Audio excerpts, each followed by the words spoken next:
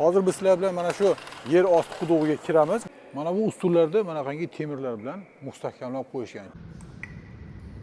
To'siq bor, kira olmaymiz. Istanbulga juda ko'pchilik keladi, lekin mana bu joyda nimaligini bilishmaydi. Bu Istanbul markazidagi mana bu hokimiyatni tagida juda katta sisterna bo'lgan. Ya'ni xalqni suv bilan ta'minlab turadigan juda katta bochka bo'lgan. Bu 1500 yil oldin Feodosiya II qirol tomonidan qurilgan. 2018-yili mana shu hokimiyatni restavratsiya, ya'ni qayta qurish paytida ustalar mana shu joydagi yer ostidagi tarixiy obidaga to'g'ri kelishadi va bu juda katta shov-shuvga sabab bo'ladi. Hozir biz sizlar bilan mana shu yer osti qudugiga kiramiz, buni tomosha qilamiz. Bu yerga kirishning narxi 990 turk lirasi, ya'ni biz o'zbek so'mga o'giradigan bo'lsak 258 mingga to'g'ri keladi. Eng qizig'i, buni 2018-yilgacha hech kim bilmagan. Agar mana shu restavratsiya ishlari bo'lmaganida bu haligacha hech kimga noma'lum bo'lib yer ostidagi katta sisterna bo'lib yotgan bo'lardi. Mana bu kirishda oldida shunaqangi terminallar bor. Bu yerda bilet sotib olib, agarda viza kartangiz bo'lsa, sotib olishingiz mumkin. Tak, ya'ni inglizchasini tanlaymiz.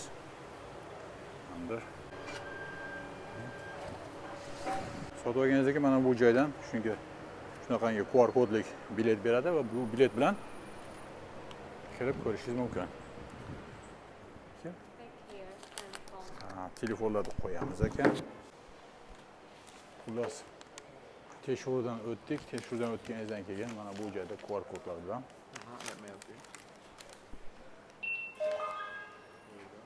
Thank you. Mana sizlarga hali aytib o'tganim yer ostidagi sisterna. Do'stlar, mana bu sisternani 2018-yilgacha 1600 yil yerda tagida bo'lgan. Mana bu sisternani hech kim bilmagan.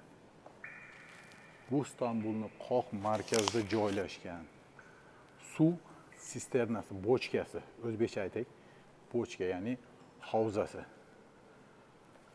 Bu Feodosiya II qirol tomonidan qurilgan.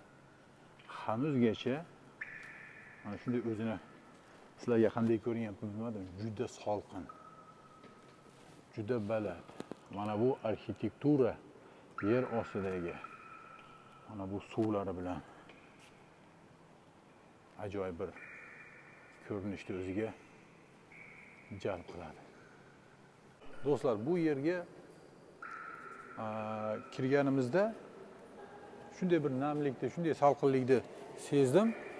Mana bu ustunlarni manaqangi temirlar bilan mustahkamlab qo'yishgan. Chunki bu 1500 yil oldin qurilgan ustunlar, hattoki manaqangi yorilgan treshinalarga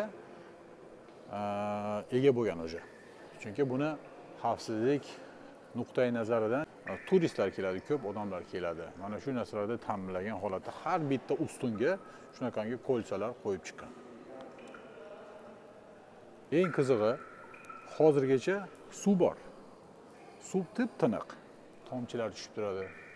Mana bu joyda o'ta ko'p tomchi suvlar tushganligi uchun shunday to'siqlar qo'yib qo'ygan, xavfsizlik nuqtai nazaridan. Bundan tashqari har bitta gumbazda ko'ryapsizlar, har bitta gumbazda shunaqangi teshik tuynuklari bor. Bu nima uchun deb o'ylaysiz? Bu tuynuklar mana shu joyda saqlangan suvlarni aynib, sassib qolmasligi uchun o'sha davrdagi 1500 yil oldingi arxitektura xodimlari tomonidan o'ylab chiqilgan. Ular juda bizdan ham aqlli insonlar bo'lgan. U yerda u paytlarda unaqangi elektr energiya, xolodilnik, ventilyatsiya degan narsalar bo'lmagan.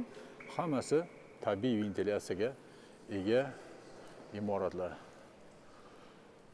Bu yerga biz kirdik. Sizlarga aytdim, 900 liraga bilet oldim. Endi sizlar o'zingizlarning fikringizni bildiringlar. Mana shu 900 liraga mana shu joyga kirib 1500 yil oldin 5-asrda Feodosiya II tomonidan qurilgan mana shu inshootni, tarixiy inshootni ko'rishga arziydimi, arzimaydimi? Buni kengligi 25 metrga 45 metr. Bundan tashqari yana bitta bu shunaqangi sisterna bor. Bu Aya Sofiyani yonida joylashgan. U endi tarixiy u ham obida. Bu oldindan qazib topilgan sisterna hisoblanadi, ya'ni bazilik sisternasi deb nomlanadi. Bunisi Feodosiya sisternasi. U bundan narigi bazilik sisternasi bu yerdan ancha katta. Bu yerda yana bitta narsaga e'tibor berdim. Qarang. Bunaqangi kolonkalarni qo'yib qo'ygan. Bu kolonkalar mana shu joyga tomayotgan suvlarni, tomchilarning effektini berib turadi. Qayergadir bir mikrofon qo'yishgan. Ana shu mikrofonni aksi mana shu kolonkada aks etib turibdi. Bu yerda bekitib qo'yishgan. Bu yerda qanaqadir bir eshik bo'lgan. Bu bizga noma'lum. Bu haqida informatsiya ham, ya'ni ma'lumot ham qo'ymabdi. Agarda bu tomonga kirishning iloji bo'lganda, albatta bu yerga ham kirgan bo'lar edik. Inson uchun shu narsada qayer bekitilgan bo'lsa, qayerga taqiq qo'yilgan bo'lsa, o'sha devorning orqasida, o'sha tomonda nima borligi uchun albatta qiziqamiz. Albatta o'sha joyga kirishga harakat qilamiz. Lekin to'siq bor, kira olmaymiz. Har xil insonlar bor. Mana shu joyga kelib, mana qarang. Tanga tashashgan. Bular o'zlarini niyatlari mana shu tangani suvga tashashlik bilan ro'yobga chiqib qoladi deb o'ylashadi. Afsus, shunaqa insonlar ham bor. 6-asrga mansub devorlar. Mana 1500 yil oldin mana shu g'ishtni kimdir shu yerga qo'ygan. Kimdir bu g'ishtlarni qo'ygan, kimdir mana bu fundament qismini qo'llari bilan yasagan. Mana biz hozir mana shu 1500 yil oldin qurgan devorlarga qo'llarimizni tekkizyapmiz. Mana bu stullar ham qurilgan. Bu yerdan chiqib ketishimiz uchun endi mana bu joyda liftlar ham bor ekan. Ana shu liftdan foydalanamiz. Можно с вами? Да, конечно, будете.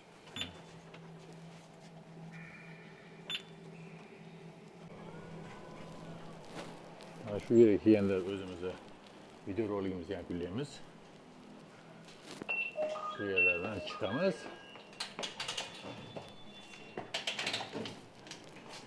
Kirgan joyimizdan tashqariga chiqamiz. Yana adresini sizlarga qaytarib aytib o'taman. İstanbul'da markazida Sulton Ahmad stansiyasidan tushsangiz ham bo'ladi. Shu yaqinlikdagi hokimiyat bor. Korичневый, ya'ni mana shunday rangdagi hokimiyat bor. Mana shu hokimiyatni yonginasi mana shu sisterna bo'ladi. Albatta yoqqan bo'lsa like, o'zingizlar fikr mulohazalarni qoldiringlar. 900 liraga bilet olib kirishga bu yer arziydimi? Arzimaydimi? O'zingizlarning fikr mulohazalarni kommentariyada qoldiringlar. Obuna bo'lishni unutmanglar. Bundan keyin yanada qiziqarli İstanbul'dagi siz bilmagan joylarni ko'rsatishga harakat qilamiz. Shunaqa do'stlar.